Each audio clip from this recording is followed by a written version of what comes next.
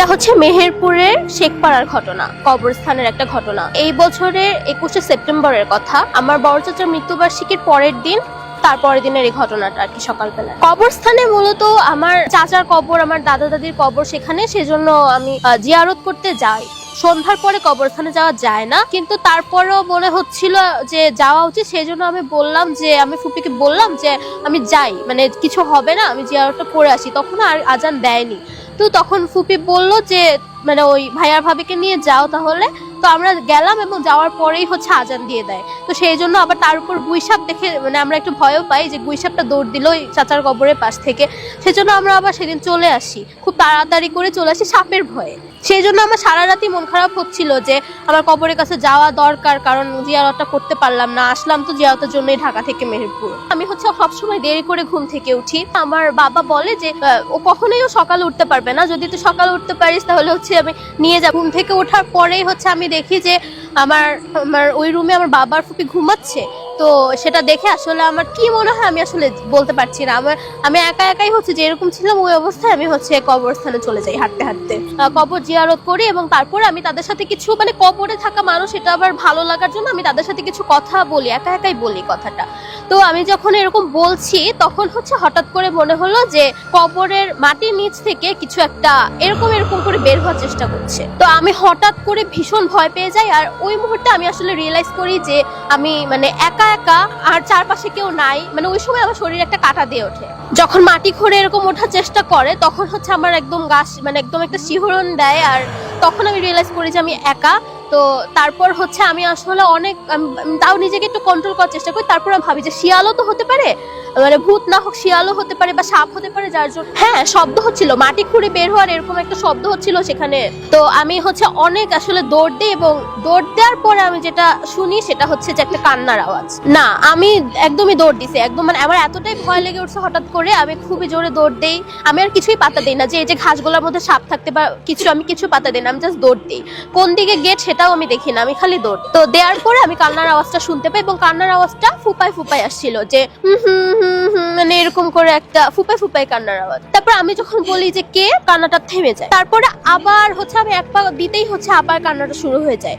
তারপর আমি আবার হচ্ছে বলি যে কে, তখন সেটা আবার থেমে যায়। আমি 3বারের বারও বলি যে কে, তারপর হচ্ছে কান্নাটা হচ্ছে এরকম 3বার হয় আর কি। আমি বলি এবং সেই কান্নাটা থামে এবং কান্নাটা আবার শুরু হয়। এরপর আমি হচ্ছে দেখতে থাকি যে কে কাঁদছে। আমার ভয় লাগছিল, কিন্তু আমার তো কোনো, আমি তো ভাবলাম যে হয়তো বা কোনো মানুষ যে মারা গেছে তার কোনো আত্মীয় স্বজন কান্না করছে। সেই জন্য আমি তাকে খুঁজতে থাকলাম যে সে তো আমাকে গেটটা বলে দিতেও পারে যে কোন দিকে গেট কবরস্থানে। যেহেতু আমি ভয়ে দৌড় দিয়েছি, আমি তো আসলে গেটটা হারাই ফেলি। তারপর আমি যাওয়ার পরে শব্দটা না দৃঢ় হতে থাকে, মানে আমি শব্দটার কাছে যেতে থাকি।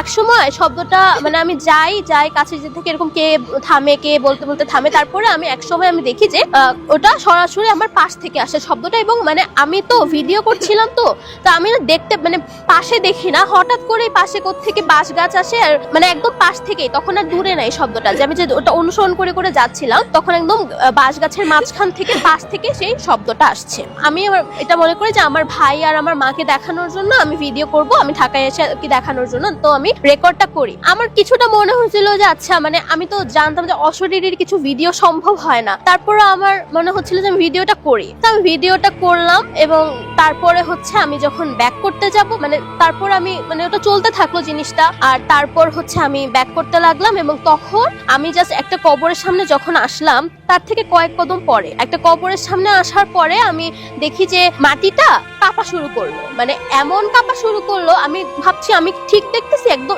এতটাই কাঁপা শুরু করলো যে মানে মিউজিক বক্স রাখলে যেরকম ভাইব্রেট করে সেরকম ভাইব্রেট করা শুরু করলো। একদম ভূমিকম্প, মানে এরকম করে মাটি কাঁপছিল। মানে ভূমিকম্প হলে তো আমরা রিয়েলাইজ করি, দেখতে পাই না, ওখানে একদম দেখতে পাচ্ছিলাম যে মাটি কাঁপছে। তো আমি অনেক ভয় পাই এবং কবরে আমার মনে হয় যে মানে কবরে কি কিছু হচ্ছে নাকি সেরকম। তারপর আমি আশেপাশে লক্ষ্য করি যে এটা কি সম্ভব, যে এখানে কোনো সাউন্ড বক্স আছে কিনা, কোনো ঘর বা কিছু আছে কিনা, কিছুই নাই। আমি সেটা দেখি।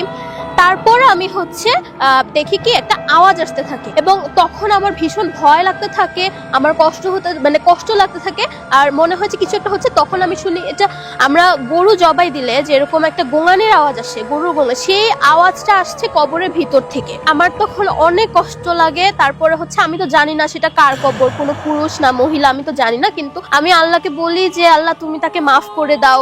আমি হচ্ছে তখন আমি না চিনেই মানে তার কবরটা আর কি দোয়া পড়তে থাকি, আমি দোয়া দুরুদ পড়তে থাকি। আমাকে যেভাবে আমার ফুপি শেখাই দিছিল দোয়াগুলো পড়তে হয়, আমি সেভাবে পড়ি। তো পড়ার পরে জানি না কিভাবে মানে সবকিছু শেষ হয়ে যায়। আসলে তখন ওই যে মাটি কাঁপছে, এই আওয়াজটা আসছে, এমনকি ওই কান্নার আওয়াজ, সবকিছু থেমে যায় সে দোয়ার পরে।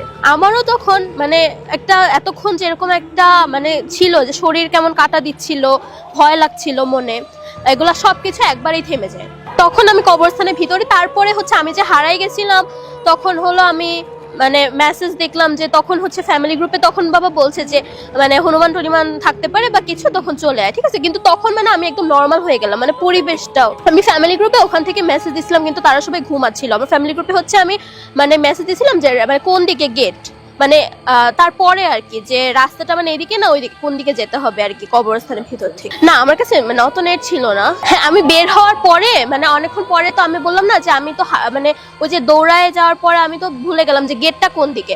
তখন হচ্ছে আমি গ্রুপে একটা মেসেজ দিয়েছিলাম যে গেটটা কোন দিকে, কিন্তু তারা সবাই ঘুমাচ্ছিল, তাই তখন তারা আর কি কেউ আমাকে বলতে পারেনি। তারপর আসলে যখন সবকিছু থেমে যায় তখন হচ্ছে আমি মানে গেট থেকে বের হয়ে সব নর্মাল হওয়ার পরে, এবং তখন হচ্ছে আমাকে মানে গেটের বাইরে দাঁড়ায় থাকা কয়েকজন আন্টি তারা হচ্ছে আমাকে বলে যে তুমি এরকম করে কবরে যাচ্ছিলা, আমরা তো ভয় পেয়ে গেছিলাম তোমাকে দেখে, তোমাকে দেখতে যেন কেমন লাগছিল, আমরা তোমাকে বলার চেষ্টা করলাম কিন্তু যেও না কবরে ভাবে একা একা, কিন্তু বলতে পারলাম না। আবার এভাবে কি কেউ কবরে যায় নাকি, এভাবে চুল খোলা রেখে কি কেউ কবরে যায়? মানে তারা অনেকটা আমাকে বকা দিচ্ছে। তারা, আমি কিন্তু তাদের চিনি না, মানে মেয়েদের তো আসলে কবরস্থানে যাওয়ারই কথা না, তো তারপরে মানে তারা আমাকে মানে না করতে চেয়েও পারে নাই, মানে তারাও বলছে যে কিছু একটা হয়েছিল যে তারাও পারে নাই আমাকে বলতে। তো তারা নাকি অনেকক্ষণ ওয়েট করছিল আমার জন্য, তারা কিন্তু চেনে না আমাকে, কিন্তু তারা ওয়েট করছিল আমাকে বলার জন্য, কিন্তু আমি হচ্ছে তারা বলতে পারি না। আমিও আসি না, আসলে আমি তো ভিতরে হারাই গেছিলাম, আমার এত কাহিনী যে হয়ে গেছে এর মধ্যে, আমি সেটা আসলে বলার কোনো ইয়ে ছিল না। মানে আমি আসলে তারপরে অনেকটা চুপ হয়ে যাই, কারণ এগুলো আমার সাথে হবে সেটা আমি আসলে আশা করি নাই। তো তারপরে আমি হচ্ছে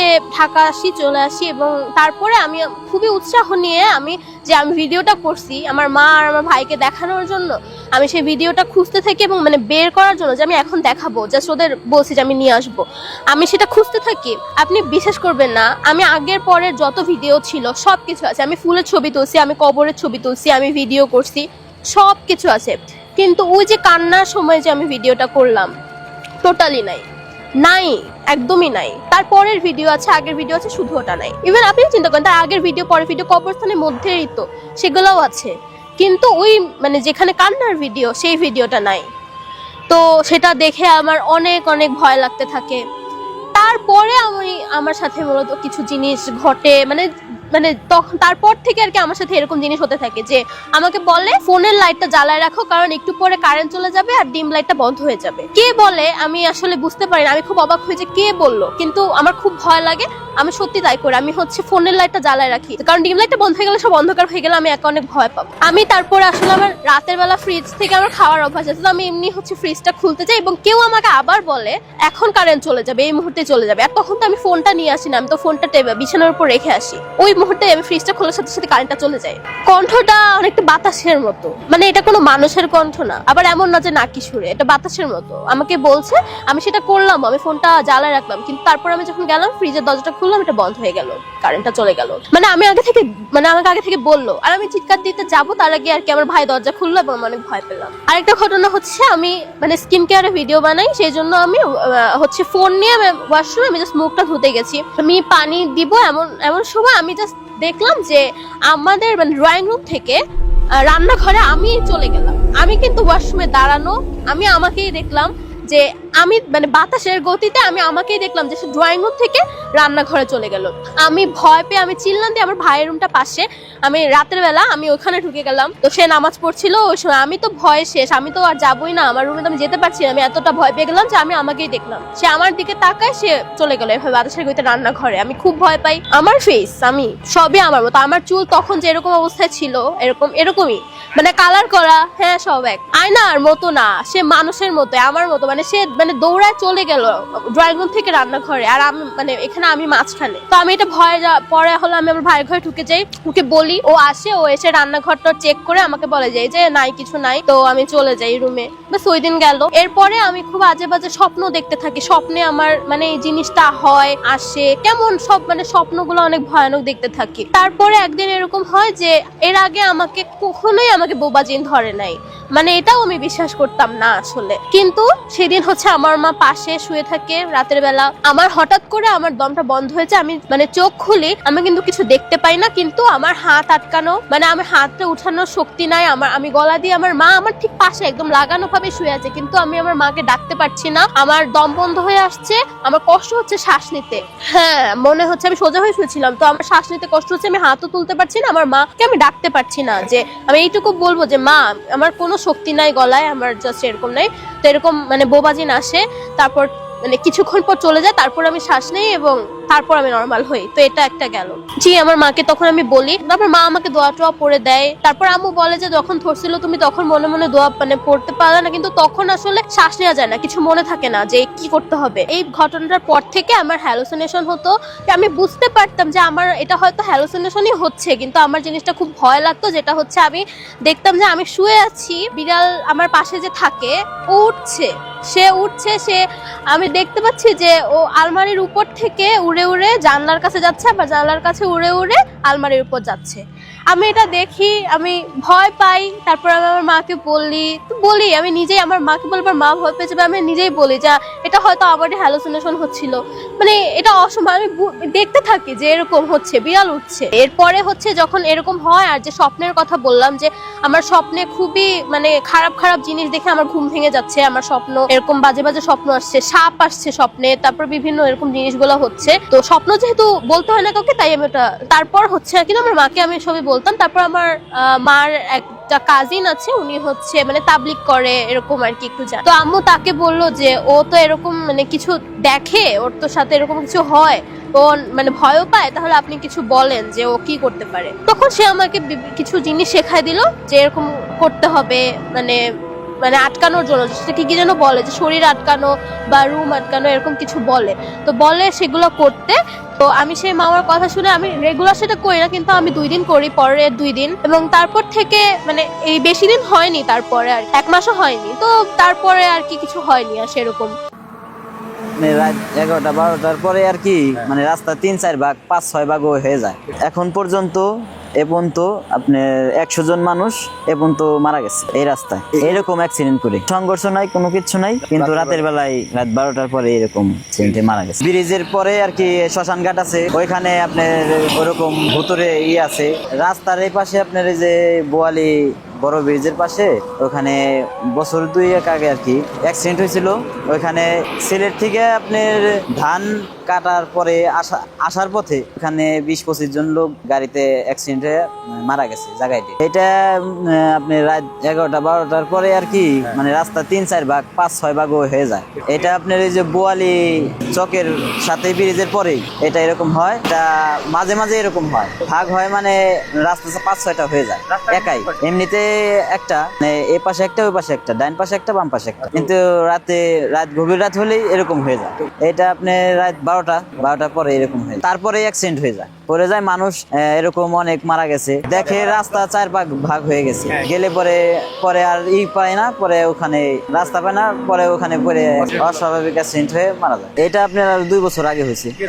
এখন এরকম দেখা যাইতেছে না, পরে কি হবে এটা বলতে পারতেছি না। এই আমাদের তেওতার ওই পাশে আর কি এক ফ্যামিলি ফ্যামিলি 4 জন মারা গেছে। এটা আপনার অ্যাক্সিডেন্ট রাত্রে আর কি রওনা দিছে, তো এখানে আসার পথে আর কি রাস্তা 4 ভাগ হয়ে গেছে, তারপরে এরকম অ্যাক্সিডেন্ট হয়ে গেছে। এলাকা সবাই জানে, যাতায়াত করে খুব কম, সীমিত, যার বেশি প্রয়োজন জরুরি সে আসে। আমাকে যদি কেউ 500 টাকাও দেয় অটো নিয়ে যাব না, কারণ ওখানে অস্বাভাবিক অ্যাক্সিডেন্ট হয়, রাস্তা 4-5টা হয়ে যায়। আমি কেন, আপনি কেউ যাবে না, রাস্তাও হয় আর অন্য কিছু দেখার বলতে কেউ দেখে নাই, মানে যে মারা গেছে সে তো বলতে পারবো না। এটা যে আপনার অ্যাক্সিডেন্ট হওয়ার পরে মুরব্বীদের মুখে শুনলাম, অ্যাক্সিডেন্ট হলে মানুষজন তো চাইপে গেছিল, পরে শোনা তাদের মুখে শুনছি। এবং কি আমি বিশ্বাস করতাম না, এখানে হলো আপনার ওই যে আমার বাড়ির পাশে 4 জন মারা গেছে, আমার বাড়ির পাশে এক ফ্যামিলির 4 জন মারা গেছে। তারপরে থেকে আমার বিশ্বাস হয়, এখন আমাকে কেউ যদি 500 টাকাও দেয় আমি যাব না, এবং কেউ যাবে না, এলাকার কেউ যাবে না। আমাদের এলাকায় তো সবাই জানে যে এটা ভূতের রাস্তা, যে অন্য এলাকায় থেকে যারা আসে তারা তো জানে না, তারা বিপদে পড়তে পারে, বিপদে পড়ছেও অনেক। যেমন সিলেট থেকে এসে আমাদের বাড়ির পাশে 4 জন, এক বাড়ির 4 জন মারা গেছে। সব থেকে অবাক করার বিষয়, মনে করেন জায়গায় ডেট মারা যায়, তারা যদি বেঁচে ফিরতো তাহলে আমরা বুঝতে পারতাম যে রহস্যটা কি। আমাদের এলাকায় এই জিনিসটা সবাই জানে, কিন্তু অন্য এলাকায় অন্য দিক থেকে যদি কেউ আসে তারা তো জানে না, তারা অনেক সময় এরকম ঝামেলায় পড়ে যায়। এরকম হওয়ার কারণে যে আপনার ব্রিজের পরে আর কি শ্মশান ঘাট আছে, ওইখানে আপনার ওরকম ভুতুরে আছে, এটা আমরা শুনছি। এবং কি মাঝে মাঝে আমরা রিক্সা নিয়ে অটো চালাই, মাঝে মাঝে দেখি আমাদের হাওয়াও চলে যায় সময়তে ওখানে, পরে একটা বিপদে পড়ি আর কি, হিমচিমের ভিতরে পড়ে যায়। ওখান দিয়ে গেলেই মাঝে মাঝে আমার এরকম হয়, গাড়ি লিক হয়ে যায়, নাইলে আপনার চাক্কা পাংচার হয়ে যাবো, নাইলে আপনার এই অ্যাক্সেল ভেঙে যাবো, যে কোনো একটা কারণে প্রবলেম হয়। দিনের বেলা কোনো প্রবলেম নেই, দিনের বেলায় হয় নাই।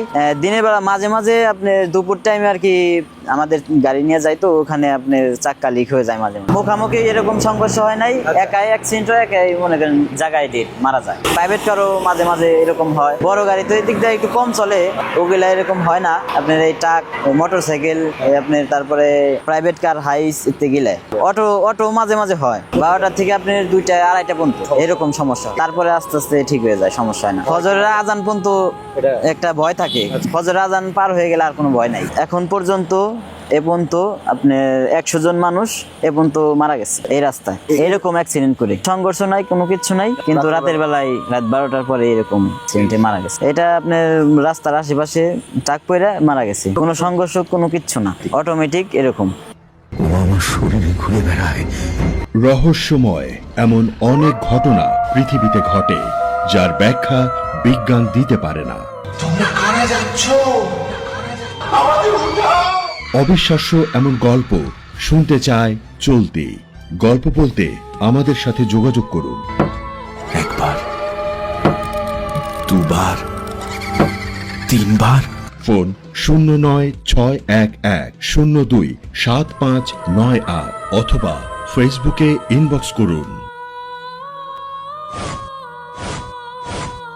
যদি কেউ বলে যে আত্মা বলতে কিছু নাই, এটা সম্পূর্ণ ভুল কথা। আত্মা অবশ্যই আছে। আমি নিজেই তার প্রমাণ। নোয়াপাড়া বাজারের একজন সুনামধন্য ব্যক্তির মা মারা গেছিল, বয়স্ক মহিলা। আমি ওনারে পুরানোর জন্য আমারে ডাকিছি, আমি শ্মশানে গেছি। আমি শ্মশানে যে প্রথম চান্সে উনি যাওয়ার আগে আমি কাঠ মনে করেন 3 সাইজ করে সাজায় রাখিছি। এখন আমাদের শ্মশানে একটা গাড়ি আছে, মানে যাতে লাশ নিয়ে আসে। এখন সবাই বলিছে ওই গাড়িতে করে লাশ আনবে যে মারা গেছে, আর তাদের বাড়ির মানে আমাদের নোয়াপাড়ায় বাজারে পরে। কারণ সবাই বলিছে গাড়িতে করে লাশটা নিয়ে আসবে, সেইভাবে আমি কাঠ টাট সাজায় সুন্দরভাবে বসে আছি। এখন উনি গাড়িতে আর লাশ আনিনি, উনার জন্য একটা খাট বানাইছিল, বুঝছেন, মানে ওই মুরব্বীটাকে খাটে করে নিয়ে আসবে। ছেলে তার মার জন্য একটা খাট বানাইছিল, যে মারে শেষ বিদায়তে এই খাটে করে আমি শ্মশানে নিয়ে আসবো। এখন আমি কিন্তু ওই খাটে করে আনবে বলে ওই মার জন্য একটা খাট বানাইছে, আমার শ্মশানের সামনেই একটা কাঠগুলো আছে, সেখান থেকে বানাইছিল খুব সুন্দর করে খাটটা। এখন আপনারে বলবো কি, রাতের বেলা মুরব্বীরে আনতে আনতে, মানে লাশ আনতে আনতে রাত তখন প্রায় 1:30 পৌনে 2 বাজে গেছে। এখন ওই পৌনে 2টার সময় কিন্তু ওই খাটে আর ওনারে আনিনি, খাটটা আমার শ্মশানের সামনে কাঠগুলাই বানানো। আর ওই পৌনে 2টোর সময় কিন্তু ওনারে আর খাটে আনিনি, ওরা ওই গাড়িতে করে নিয়ে আসছে, ভ্যানে করে। আচ্ছা, ভ্যানে করে নিয়ে আসছে, আমি আমার মতন ওনারে নিয়ে গেছি, স্নান করাইছে, স্নান টান করাই শীতের পরে উঠাইছি, উঠে আমি কাঠ সব সুন্দরভাবে সাজায় গুজায় দিয়ে মুখে অগ্নি করে দিছি। মুরব্বী মানুষ, বয়স্ক লোক মারা গেছে।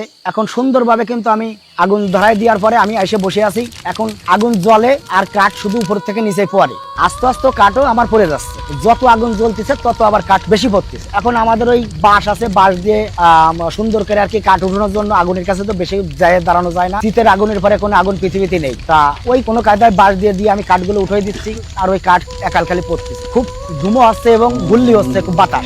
যাই হোক, আমি দুর্বল না সুবল, আমার ধর্মের আমার ভগবানের নাম নিয়ে আমি ওই কাজগুলো করতেছি, সৎ কাজ করতে আইছি। আমি জানি যে আমি সৎ কাজ করতে আসছি, ভগবানের কাজ করতে আসছি, আমার ক্ষতি হবে না। যাক, আমার বাবা ভোলানাথের নামে আমি এই কাজগুলো বেশি করি। যাই হোক, এখন ওই কাঠ উঠাইতে উপরে যে কাঠগুলো ছিল প্রায় কাঠ কিন্তু পড়ে গেছে, পড়ে যে এক পর্যায়ে উনি কিন্তু আগলা হয়ে গেছে, কাঠ উপরে আর নাই, সরে গেছে। এখন যখন সরে গেছে, আগুন তো নিচে, কাঠের উপরে তার আগুন। তখন এবার আমি কিন্তু ওই কাঠ আবার সুন্দর করে উঠে দিতে ওই কিছু দিচ্ছি, আর দূরে এসে দাঁড়াচ্ছি, আগুনের তাপে দাঁড়াতে পারতেছি না। এই করতে করতে মনে করেন যে 3 ঘন্টা 3.5 ঘন্টা আমার ওই সময় লেগে গেছে পুরাই। উনারে পুরায় সুন্দরভাবে গুছাই দিয়ে, শ্মশানে কোনো মানুষ নাই, আমি একা আর উনার আত্মীয় স্বজন যারা ছিল, ওই পুরার আগেই মানে কলস আমাদের মধ্যে আছে, কলস পুরার পরে কলসটা ভেঙে দিয়ে শীতে ঠান্ডা করে দিয়ে চলে আসতে হয়। উনটা কিছু লোক চলে আসছিল, সিরেফ 2 জন ছিল, সেই 2 জন কলেজের জল লাইনে শীতে ঠান্ডা করে দিয়ে উন্ডাও চলে আসছে। আমার কাছে ভালো বন্ধু জিজ্ঞেস করে উন্ডাও চলে আসছে। এখন আমি লাস্টে গেটের তালা দেবো বলে আমি কিন্তু ওই গেটের কাছে গেট টাইনে দিয়ে কেবল দাঁড়াইছি। তখন আমার কাছে ছোট ছোট 2 ছেলে আসে, একটার বয়স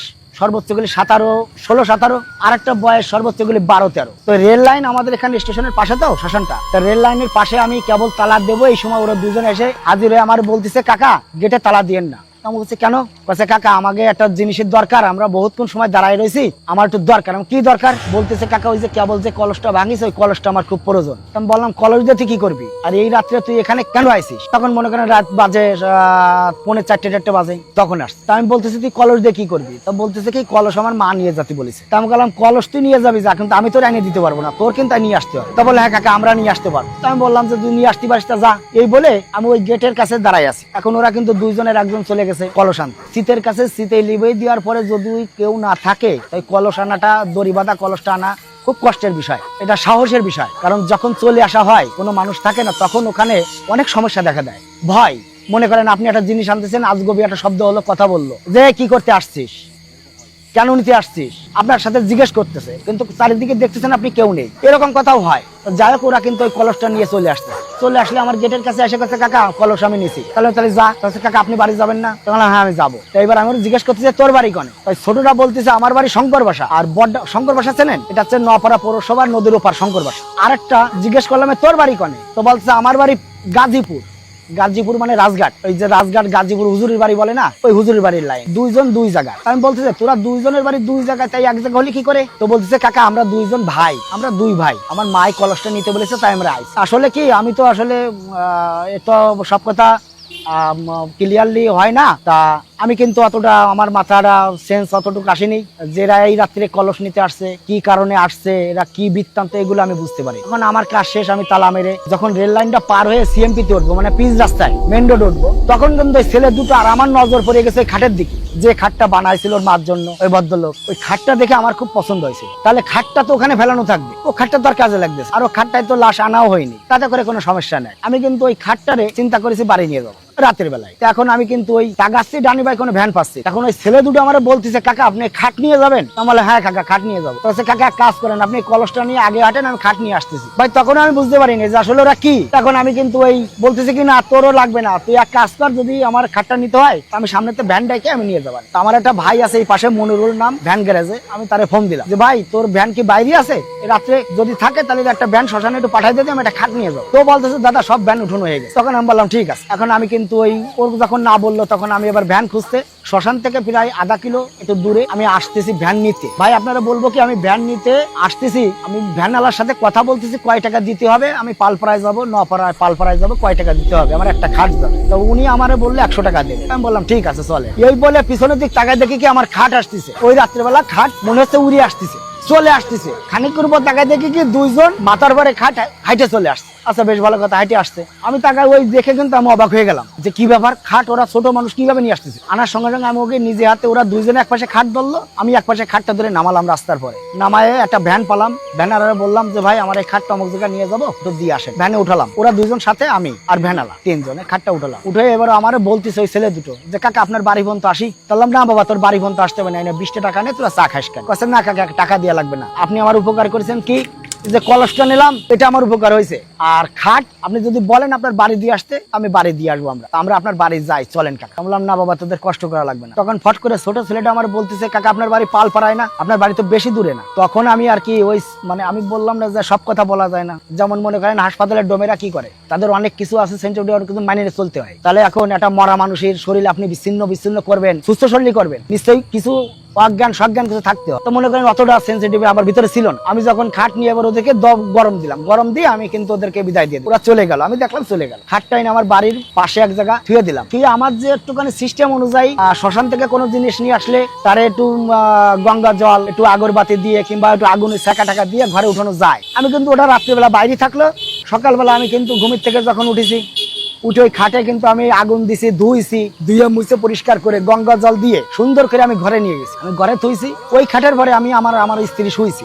এখন রাত্রেবেলা কিন্তু মনে করেন যে আমি মেলাঘাটে বেচা কেনা করতাম এক সময়। আমি এখান থেকে মনিরামপুর সেখানে গেছি হচ্ছে চটপটির দোকানে জোন বিক্রি করতে। এখন ওখান থেকে রাত্রেবেলা আমি ফিরে আসতেছি, পরের দিন ফিরে আসতেছি রাত তখন বাজে 2টো। আমাদের এখান থেকে সরাডাঙ্গি বেশি দূরে না, 7-8 কিলো দূর। সরাডাঙ্গি ওখানে একটা গাছ আছে, সেখানেও একটু ভয় আছে। এখানে যারা নোয়াপাড়ায় বসবাস করে এরা চেনে, নাম বললে চেনবে, অনিল ঠাকুরের বাড়ি। তো ওখানে গেলে কিন্তু ওই আমি আসতেছি সাইকেল চালায়, ওখানে আসার সময় কিন্তু আমার হঠাৎ সাইকেলের থেকে ধাক্কা দিয়ে ফেলাই গেছে। আমার ধাক্কা দিল, আমি স্বয়ং বুঝলাম যে আমার কে ধাক্কা দিল। ধাক্কা দিলে আমি পড়ে গেলে কিন্তু সবসময় আমার কাছে লাইট, সঙ্গে সঙ্গে আমি কিন্তু সাইকেল পড়ে যাওয়ার সঙ্গে সঙ্গে আমি কিন্তু লাইটটা পকেটে বের করে আমি বুক পকেট থেকে একটা সিগারেট বের করে জ্বালাইছি। জ্বালায় কিন্তু আমি ওই উপরে বাদুর ডাকতেছে, গাছে চেউ চেউ করে ডাকতেছে। আমি কিন্তু ওখান থেকে আবার সাইকেলটা কুড়াই কাছায় নিয়ে সুন্দরভাবে সাইকেলটা চালাই আস্তে আস্তে আসতেছি। ভয় খানিকটা আমার লাগেছে। এবার মনের মধ্যে যত পথ আসতেছি দুঃখ করতেছে, মানে এতক্ষণ ভয় ছিল না, এখন শুধু ভয় পাচ্ছি, পরানের মধ্যে দাপাচ্ছে। যাক আমি কষ্ট মষ্টে আসলাম, এসে বাড়ি আমার স্ত্রীর ডাক দিলাম, দরজা খুললো, ঘরে গেলাম। ঘরে যাই দেখি যে আমার স্ত্রী মানে অজ্ঞান। দরজা খুললো আমার মেয়ে, আমার স্ত্রী অজ্ঞান। কি হচ্ছে যে গাছ নাড়া দিলাম, নাড়া দিলে উনি কিন্তু লাফায় ঠেলে উঠল। কি হয়েছে বলো যে আমার কিটা নিয়ে চলে যাচ্ছে, চালের পরে নিয়ে যাচ্ছে, কিটা উড়োই নিয়ে যাচ্ছে, খাটের পরে আমার কিটা আচার দিচ্ছে। তা আমি মনে মনে ভাবলাম হয়তো দেখা যায় সারাদিন কষ্ট মষ্ট করে ক্লান্ত শরীর, ভুলবশত হতে পারে। আর আমারটাও মনে করলাম যে আমি হয়তো দেখা যাচ্ছে আচাক্কা কিছু হয়তো পড়েছে, ওটা আমার হতে পারে। নর্মালি নিলাম, নর্মালি নিয়ে আমি আমার মতো চলতেছি, স্ত্রীর মতো চলতেছে। পরের দিন কিন্তু আমি যেখানে যাই আমার পাশ কিন্তু উনি থাকে। এটা আমি কিভাবে বুঝলাম আপনারা আমি পরে বলতেছি। এখন আমি কিন্তু যেখানে যাই আমার শরীর সবসময় গরম থাকে, আমার মনে হয় পিছনে হাঁটি আসতেছে, আমার কেউ দাবড়াচ্ছে, এরকম একটা ভাব, মানে ভিতরে একটা আতঙ্ক সৃষ্টি যারে বলে। 2-3 দিন চলে গেলে ভাই আমার স্ত্রী হঠাৎ কিন্তু বুবা হয়ে গেল। বুবা, কথা বলতে পারতেছে না, হঠাৎ গাত পা ঘামায় ঠামায় বুবা হয়ে গেছে, কথা বলতে পারতেছে না, চোখ মুখ উল্টে গেছে। এর আগে আমার ঘরের চালের মধ্যে কিছু হাঁটতো না, ওই খাটটা নেওয়ার পরের থেকে আমার চালের মধ্যে মনে হয় কি কে হাঁটে যাচ্ছে, ভেঙে চুরে ফেলাচ্ছে, এরকম একটা সমস্যা। যাক আমি অতটা মালুম করিনি। এখন ওই আমার স্ত্রী যখন বুবা হয়ে গেল, সঙ্গে সঙ্গে আমার একটা গুরুদেব আছে। সে গুরুদেব হচ্ছে আমাদের এই নোয়াপাড়া পৌরসভার মহিষাহাটি ডিগ্রি কলেজের প্রফেসর, তার নাম হচ্ছে চন্দন প্রফেসর। চন্দন স্যার বললে সবাই তাকে চেনে। তার পায়ে হাজার প্রণাম। উনি একটু মার সাধনা করে, মার পূজা আশ্রা করে। আমি ওনার কাছে গেলাম, উনি প্রতি মঙ্গলবার একটু ভারে বসে। তা ওনার কাছে গেলাম, যাই আমি যখন ওনার বাড়ি মনে করেন অন্তত 50-55 জন লোক হয়েছে। এখন আমি কিন্তু ওই সবার আগে গেছি, যাই ওই মন্দিরের সামনে আমি সুন্দর করে আপনার পাটি বিছাইছি, সবকিছু করেছি, করে টেরে লোকজন গেছে, তাদের বসতে দিচ্ছি, আপ্যায়ন করেছি আমি সবার পিছনে। আমার ওই গুরুদেব উনি ওই মার পুজো দেওয়ার পরে বেরোয় এসে উনি বারে আমার দিকে তাকাচ্ছে আর চোখ মোটা করতেছে, আর আমার শরীরের থেকে ভাই শুধু ঘাম বেরোচ্ছে। এমত অবস্থায় 20-22 জন লোক থাকতে সবাইরে বললো যে আপনারা সবাই সরে যান। লোকজনকে বললো আপনারা সবাই সরে যান। সবাই সরে গেল, ভয় পালো। সবাই সরে গেলে এবার আমার দিক তাকাচ্ছে। উনি আমার কাছে আসলো না, দূর থেকে দাঁড়ায় কাছে, তুই জায়গা দাঁড়া। আমি দাঁড়ালাম। উনি আমার বলতেছে তুই কি শ্মশানের থেকে খাটা নিছিস? ওই আমার গুরুদেব বলতেছে, উনি আমাকে জিজ্ঞেস করতেছে তুই কি শ্মশানের থেকে খাটা নিছিস? তাহলে খাটা নিছি আমি রাত্রে 3-4টে। উনি তো বাড়ি, তাহলে কি করে জানলো? যখনই আমার কাছে বলিস তুই খাট আনিছিস, তখনই আমি বললাম হ্যাঁ আমি খাট আনিছি দাদা। খাট আনিছিস আইনে ঘরে উঠাইছিস কেন? খাটের ঘরে শুইছিস তো তোর চালের মধ্যে দৌড়ি করিনি? হ্যাঁ দাদা করেছি। বলো অমুক জায়গা তুই পড়ে গেছিলি? আমি বললাম হ্যাঁ দাদা পড়ে গেছি। আমি সব বলতেছি। বলতেছে এখন তোর পাঁচ তো আমার এই গেট বন্ধ আছে, তাহলে আমি কি করবো? তোর তো খোঁজ দিচ্ছে, সময় পালি খালি তুই বাইসে গেছিস যে তোর কাছে একটা তাবিজ আছে, তাবিজটার কারণে আর ছোটাকাশ করে সিগারেট জ্বালাইছিস, আগুন ছিল বিধায় বাইসে গেছিস। উনি আমাকে বললেন উদ্দেশ্য হচ্ছে ওনার কাছে যাওয়ার যে আমার স্ত্রী বুবা হয়ে গেছে, দাদা কি কারণে হয়েছে আপনি একটু দেখেন। এটা বলার উদ্দেশ্যের জন্য আমি গেছি, আমার এগুলো হচ্ছে এটার জন্য না। তখন কিন্তু ওই সবাইকে বিদায় দিয়ে উনি আমার যখন জিজ্ঞেস করতেছে তখন আমি ক্লিয়ারলি সব বলতেছি, বলার পরে এখন উনি আমারে কিন্তু বলতেছে যে তোর 5-5 এখানে আইছে, এখন আমার কিছু করার নেই, আয়ত্তের বাইরে। আমি তখন কান্দাকাটি করতেছি, দাদা আমি কি করবো, আমার ভুল হয়ে গেছে, আমি তো এরকম কোনোদিন করি না, আমি তো সৎ কাজ করে আসলেও কারো কাছ থেকে একটা টাকা নিতে চাইনি, যদি কেউ খুশি হয়ে দেয় তা নিই, নালে নিই না। তো এখন এত অবস্থায় দাদা আমি তো বড় বিপদে। তখন উনি আমার বললো কি ওই জায়গা দাঁড়া, উনি খানিকক্ষণ দাঁড়ায় থেকে মার পার বেলপাতা নিচে দিল, আমি নিলাম, গঙ্গা জল আমার একটু ছিটাই দিল। আমার যখন গঙ্গা জলটা ছিটাই দেওয়ার সঙ্গে সঙ্গে আমার গা থেকে মনে হলো যে অন্তত 100 কেজির একটা বোঝা নেমে গেছে, আমার গাটা হালকা হয়ে গেছে, আমার গা যে ঘামটা বেরোচ্ছিল ওটা হালকা হয়ে গেছে। তখন দেখেন গান নোমা শিরে উঠে যায়, দেখেন প্রতিটা নোমা শিরে উঠেছে। আমি বহুত দিন যাবত এই অবস্থায়, আমি কিন্তু যখনই আমার ওই দেওয়ার সঙ্গে সঙ্গে আমার শরীরটা খুব ভালো লাগে, চাঙ্গা হয়ে গেল। চাঙ্গা হয়ে গেলে এবার আমি বলতেছি দাদা আমার বাড়ি আপনার বৌমা অবস্থা খুব খারাপ। তখন কাছে খারাপ তো খারাপ হবে তো, তোর কপাল ভালো যে নিয়ে যায়নি, চাইপে ধরেনি গলা। তখন এই বলার পরে উনি ওখান থেকে আমার একটু গঙ্গা জল দিল আর একটু ফুল বেলপাতা দিল,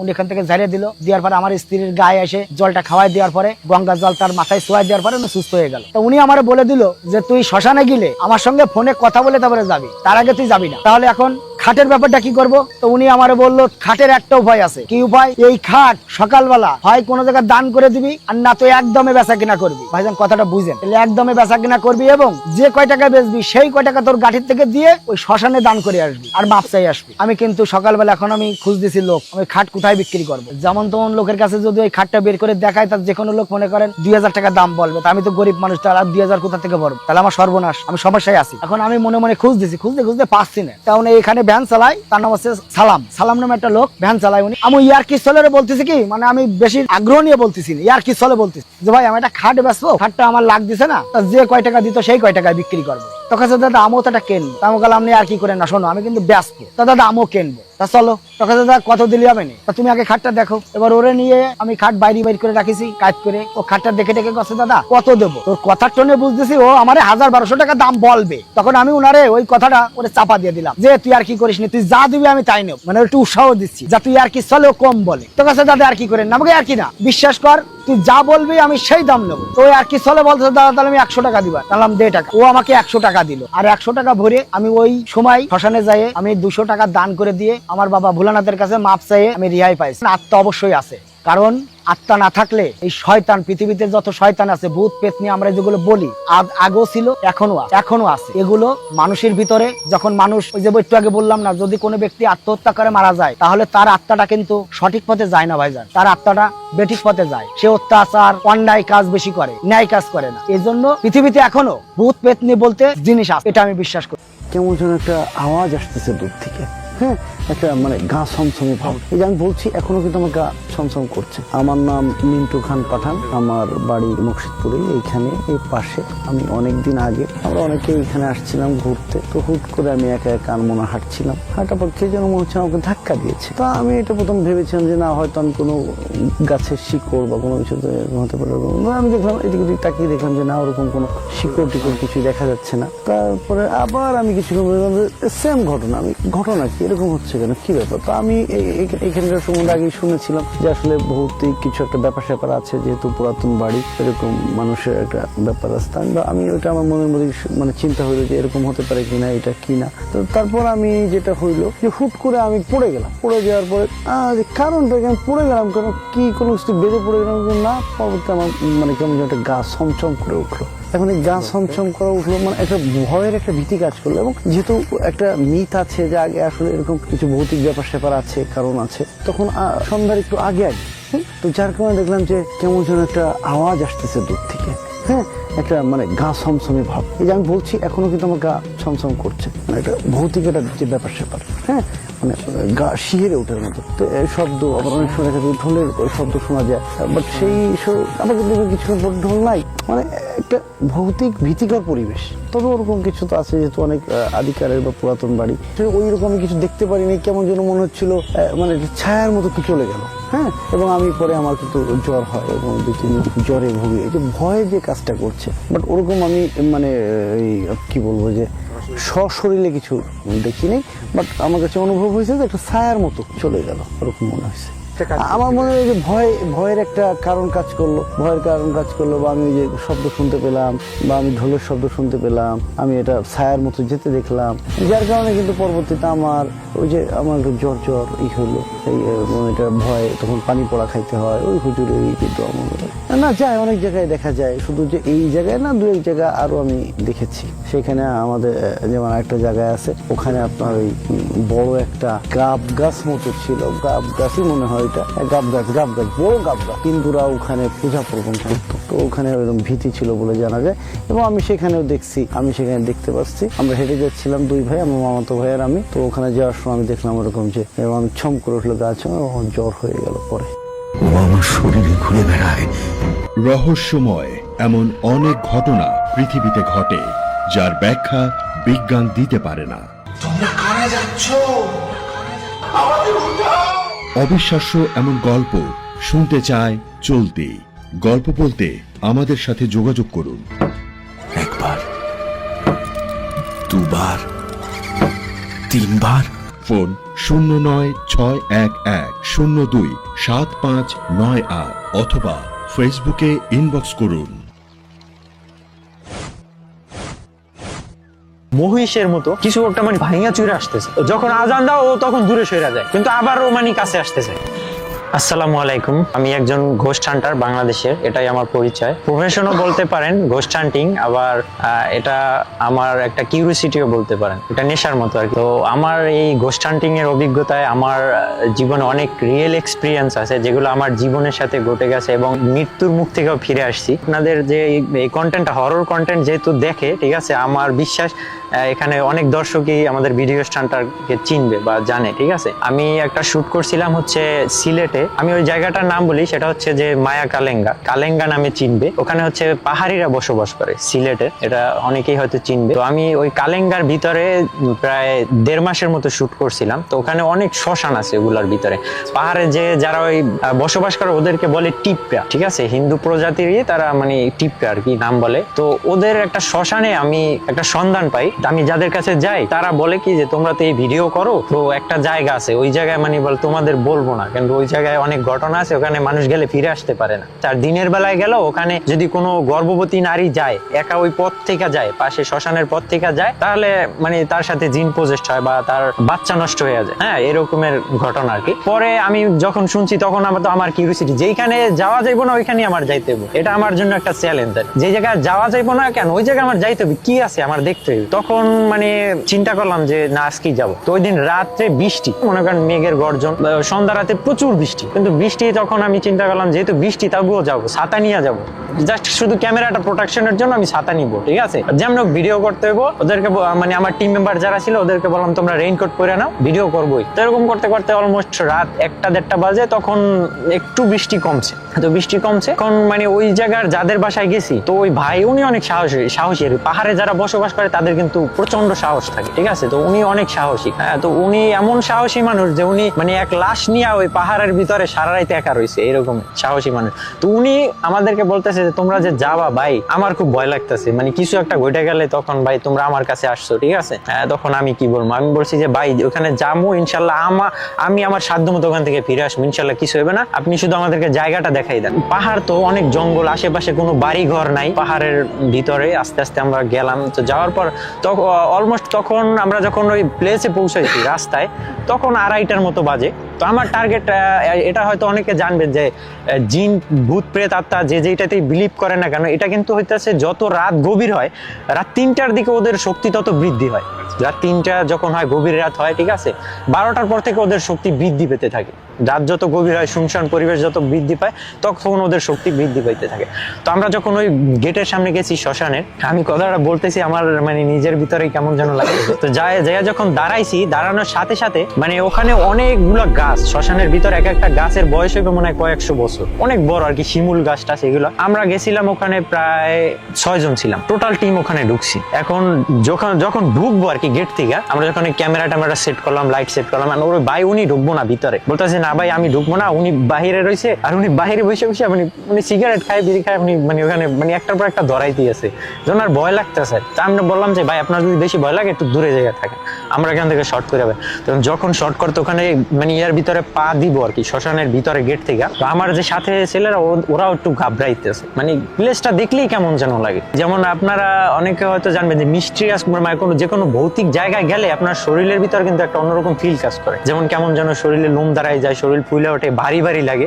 বাট ওই জায়গাটায় আরো বেশি লাগতেছে, মনে হইতেছে যে চতুর্দিকটা আমরা লাইট জ্বালাইছি, হ্যালোজিন লাইট, তারপর আমাদের হাতে টর্চ লাইট অনেক পাওয়ারফুল, হ্যাঁ, তো আমরা যে আলো জ্বালাইছি মনে হইতেছে তাও অন্ধকার, হ্যাঁ, কেমন যেন অন্ধকার লাগতেছে, আর মনে হইতেছে আশেপাশে থেকে আমাদেরকে কেউ দেখতেছে, হ্যাঁ, মানে খুব রাগান্বিত ভাবে। যখনই আমি ফার্স্টে আমি গেটের ভিতরে পা দিছি যাতে ওরা ভয়ে না পায়, মানে আমার সাহস দিতে, যেহেতু আমি টিম লিডার, তো আমি সাহস দিয়ে ওদেরকে বলতেছি কিছু হইবে না, একমাত্র যেটা আমি বিশ্বাস করি একটা জিনিস, সেটা হলো একমাত্র পৃথিবীতে মানব জাতি শ্রেষ্ঠ জাতি, ঠিক আছে, আল্লাহ তাআলা সৃষ্টি করছে মানুষের সবচেয়ে মানে শক্তি দিয়া, আমাদের ভিতরেও একটা ন্যাচারাল শক্তি আছে, তো সেটা হলো আমাদের যদি সাহস থাকে কোনো জিন ভূত প্রেত আত্মা কেউ কিছু করতে পারে, কিন্তু আমরা যদি ঘাবড়াই তাহলে আমাদের সাথে একটা কিছু ঘটবে, ঠিক আছে, তো ঘাবড়ানো যাবে না, ওদেরকে সাহস দিয়ে আমি যখনই পা দিলাম সাথে সাথে ভাই বৃষ্টি পড়তেছে, টুকটুক বৃষ্টি পড়তেছে, রাত 3টা, তুলা গাছ থেকে মানে যেটা শিমুল গাছ বলে একটা ডাল মানে এত জোরে পড়লো এখানে, মনে হলো যে মানে একটা গাছ পড়ছে ভাই, এত জোরে শব্দ হয়েছে, মানে আমি পা দিয়া সাথে সাথে আবার পিছনে ব্যাক করছি যে কি হইলো এটা, ঠিক আছে। আর ভিতরে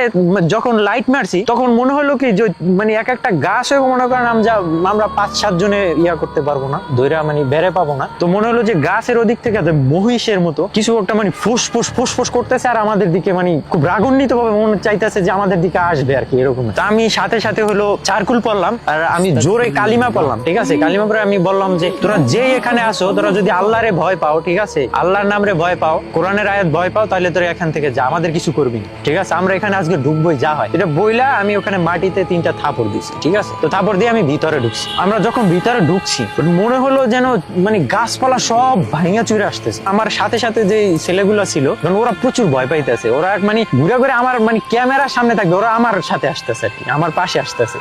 তখন আমি ক্যামেরার সামনে, আমি ক্যামেরাম্যান থাকি, মানে ক্যামেরার পিছনেই মানে শট করি, ঠিক আছে। তো একটু পরে মানে ওরা কি করলো যে হাঁটতেছে ওই যে ওদের তো অনেক রে হইলো পুরাইয়া ফেলায়, আবার অনেক রে হইতেছে যে বসাইয়া মাটি চাপা দেয়। ওদের ভিতরে কিন্তু ওই যে ওদের সাথে ব্যবহৃত যেসব জিনিসপত্র থাকে আর কি, দেখা গেলো কাপড় চোপড়, তৈল অনেক কিছু আর কি দিয়ে দেয় ওটার ভিতরে, হাড়ি টাড়ি এগুলো।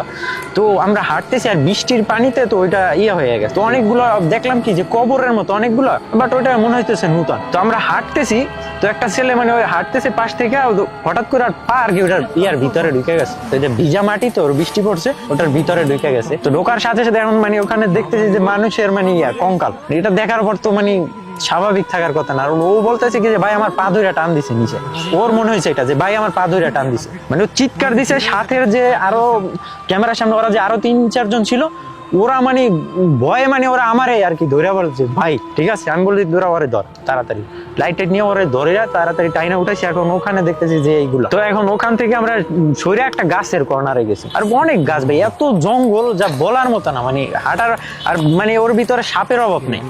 যে মায়া কালেঙ্গা সম্পর্কে যারা জানবে তারা হয়তো বলতে পারবে যে সিলেটে আপনারা এই সার্চ দিলেও পাবেন, গুগলেও পাবেন, ঠিক আছে, বা যারা ভ্রমণ করে তারা জানবে। একটু পর আমরা যখন ওই একটা গাছের কর্নারে গেছি, সামনে একটা গাছ আর কি, আমাদের সোজাসুজি একটা কর্নারে, মানে গাছের ভিতর থেকে আর কি ডাকতেছে, মানে শব্দ আসতেছে যে গাছ ডাকতেছে, এরকমের ফিল হইতেছে যে গাছ ডাকতেছে। সাউন্ডটা ছিল মানে খুবই একটা ভারী সাউন্ড, মানে আমরা বুঝতে পারতেছি যেখানে আমাদের যেহেতু এক্সপিরিয়েন্স আছে এটা করার, ঠিক আছে। তো আমরা বৃষ্টির শব্দ, টুপটাপ শব্দ পড়তেছে, বৃষ্টির পাতার উপরে বৃষ্টি পড়তেছে, তো টুপটাপ শব্দ, এর ভিতরে শব্দটা শুনতে পাওয়া যায়, মানে বলতেছে যে এখান থেকে যা, এখান থেকে যা, এরকম করে 3বার বলছে। তখন আমি মানে ওর কথা রিপিট দিলাম যে আমি বলতেছি যে আমার যতক্ষণ এখানে কাজ শেষ নয় আমি এখান থেকে যাবো না, আর তোর যদি সাহস হয় তো তুই আমাদের সামনাসামনি আস, ঠিক আছে। আমি এইভাবে মানে ওর রিপ্লাই দিতেছি। তো একটু পরে মানে আমি আর কি ওদেরকে বললাম চলো, ঠিক আছে, ওই গাছের ওখানে যাই। তো গাছের ওখানে যাই ভাই, গাছের আশেপাশে কিছুই দেখি না। তখন মানে আমার মানে কেমন যেন আপনার একটা জিনিস ফিল হইবে, এটা হলো আপনি যদি মধ্যরাতেও যদি ঘুমানো বা আপনি যদি রাস্তা থেকে হাঁটেন, যদি আপনার দিকে কেউ এক দৃষ্টিতে তাকাই থাকে, তখন কিন্তু আপনার দৃষ্টিটা ওর দিকে ফিরবে বা আপনার ঘুম ভাঙিয়া যাবে ঘুমে থাকলো। তো আমার ফিল হইতেছে কি যে আমার মাথার উপর থেকে কেউ মানে আমাদেরকে দেখতেছে, মানে এরকম একটা ফিল কাজ করতেছে আমার, মানে উপর থেকে মনে হইতেছে যে আমাদের কেউ চাইপা ধরছে, এরকমের লাগতেছে। ঠিক আছে, তো আমি ওদেরকে বললাম কি টর্চ মারো তো উপরে। টর্চ মারিয়া যা দেখলাম, মানে হাত পা ঠান্ডা হয়ে গেছে পুরো। যেই কবরটার ভিতরে পা পড়ছে, মানে ওইরকম একটা কঙ্কালের মতো, মানে ও গাছের একদম উপরে, শিমুল গাছ অনেক উঁচু হইব, ঠিক আছে, অনেক বছরের পুরোনো গাছ উঁচু। ও যে আমাদের দিকে তাকাইতেছে, ওর চোখে আগুন ডাইরেক্ট, মানে আগুন, মানে ও পারলে মনে হয় যেন আমাদেরকে ওখানে মাইরা ফেলাইবে, এত রাগান্বিত আর কি তাকানো। এখন ওরা ওইটা দেখা ওরা মানে এক একজনের হাত এক একজনে ধরছে, কারণ ওরা বলতেছে ভাই বের হয়ে যায়, ভাই বের হয়ে যায়। আর চতুর্দিকে সব ভাইয়া নিয়ে আসতেছে, মানে ওই শ্মশানের চতুর্দিকে গাছপালা সব ভাইয়া নিয়ে আসতেছে। এখন আমি ওদেরকে বলতেছি তোরা যদি এখান থেকে ভয় পাইয়া বাইর হও আজকে, তাহলে তোদের কারোর সাথে পজেস্ট হইব ভাই, কিছু না কিছু ঘটবেই। ঠিক আছে, যে তোরা তো অনেক এপিসোড করছো, তো অনেক ঘটনায় এক্সপিরিয়েন্স আছে, তোরা তো জানো। ঠিক আছে, এখান থেকে যদি ভয় নিয়ে বাইরাও তাহলে কিছু ঘটবে। আর এখান থেকে ওর সাথে মানে মোকাবেলা করে আমাদের বের হইতে হবে, যেমন হোক সাহস নিয়ে বের হইতে হবে। তো এখন আমরা ওখানে সাথে সাথে ওদের বললাম যে আজান দে না, আজানের শয়তান তো অবশ্যই ভয় পায়। ঠিক আছে, তো আজান দিল, ওরা আজান দিতেছে, আজান দিলে শান্ত হয়ে যায়। আজান